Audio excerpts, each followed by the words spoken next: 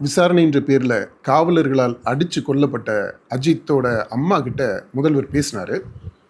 முதல்வர் பேசினதில் 2 விஷயத்தை நம்ம கவனிக்கணுங்க. ஒன்று, அவர் ரொம்ப சாரிம்மா அப்படின்னு சொல்கிறாரு. இந்த சாரின்ற வார்த்தை இருக்குது பார்த்தீங்களா, அதுக்கு அர்த்தமே கிடையாது. அது ஒரு உள்ளீடற்ற எம்டியான ஒரு சொல்.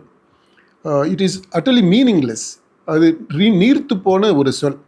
அதாவது உள்ளார்ந்த விதத்தில் ஃபீல் பண்ணாமல் நம்ம இப்போ மழுப்பலாக ஒன்று சொல்லணும் அப்படின்னா சாரி, ரொம்ப சாரி அப்படின்றோம். அது எல்லா கான்டெக்ஸ்ட்லையுமே பயன்படுத்தக்கூடிய ஒரு சொல்லாக இருக்குது.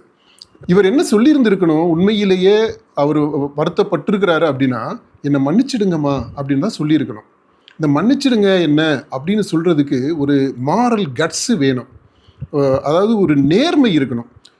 நான் அப்படி உண்மையிலே ஃபீல் பண்ணால் அப்படி ஆட்கள் மட்டும்தான் என்னை மன்னிச்சிடுங்க அப்படின்னு நம்ம சொல்ல முடியும்.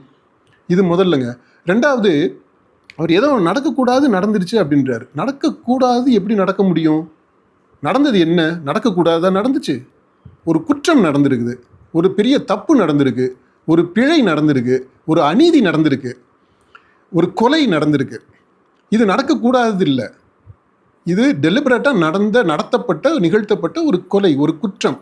அப்போ இவர் என்ன பண்ணியிருந்திருக்கணும், ஒரு பெரிய தப்பு நடந்துருச்சுமா அப்படின்ட்டு அந்த தப்பை அவர் ஏற்றிருந்திருக்கணும். அப்படி ஏற்றுக்கிட்டா தான் அது உண்மையிலே அவருக்கு அவர் மேலே உள்ளத்தில் பாதிப்பை ஏற்படுத்தியிருக்கும். அப்படி பாதிப்பை ஏற்படுத்தியிருந்தால் அது நேர்மையாக என்னை மன்னிச்சிடுங்கம்மா அப்படின்னு சொல்லிட்டு அந்த வார்த்தையாக மன்னிப்பாக வந்திருந்திருக்கும். இந்த விஷயத்தில் முதல்வர் அந்த அம்மா கூட பேசினது ஒரு நாடகம்.